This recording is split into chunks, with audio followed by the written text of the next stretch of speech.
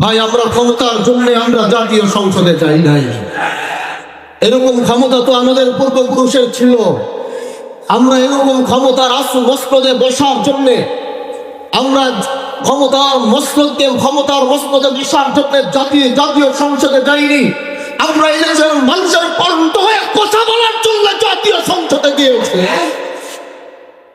এজন্য যতদিন আমাদের কথাগুলো যতদিন রায় না হবে, আমাদের দাবিগুলো যতদিন পূরণ করা না হবে, আমাদের আন্দোলন চলতে থাকবে। প্রিয় ভাইরা আমার, এই দেশের মানুষ ৭০% মানুষ গণভোটের পক্ষে রায় দিয়েছে। ৭০% মানুষ জুলাইয়ের পক্ষে রায় দিয়েছে। এই জন্য এই দেশের জনগণের ম্যান্ডেটের বাইরে গিয়ে অন্য কিছু করার কোন সুযোগ কারো হবে না।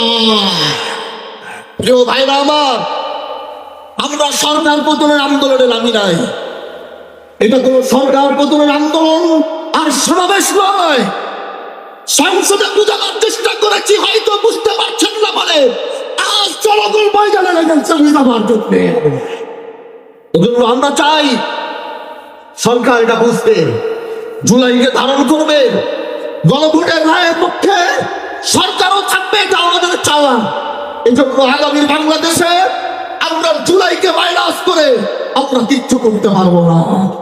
প্রিয় ভাইরা আমার, এই ময়দান থেকে এটাই বলতে চাই, আমরা জাতীয় সংসদে আমরা জনগণের কণ্ঠ হয়ে কথা বলবো। আর যখনই রাজপথের ডাক আসবে, তাদের রাজপথ থেকে কথা বলতে হবে। আল্লাহ পাক আমাদেরকে কবুল করো। নাসরুম মিনাল্লাহি ওয়া ফাতহুন করিম ওয়া বাশশিরিল মুমিনিন। আসসালামু আলাইকুম ওয়া রাহমাতুল্লাহি ওয়া বারাকাতুহু। লম্বা দীর্ঘ কথা বলার জন্য দাঁড়াইনি, দাঁড়িয়েছে এক সত্য বলার জন্য। যেই সত্য বলার জন্য এই দেশের মানুষ আমাদেরকে প্রতিনিধিত্ব করার জন্য জাতীয় সংসদে পাঠিয়েছে।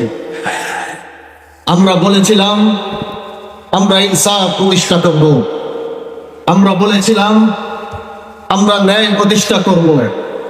আর আমাদের এই আওয়াজগুলো, এই কথাগুলো এই দেশের মানুষ, আমার এলাকার মানুষ, তারা বিশ্বাস করেছিল এবং বিশ্বাস করে সেই শিবচরের মানুষ আমাকে ভোট দিয়ে আমাদেরকে জাতীয় সংসদে পাঠিয়েছে।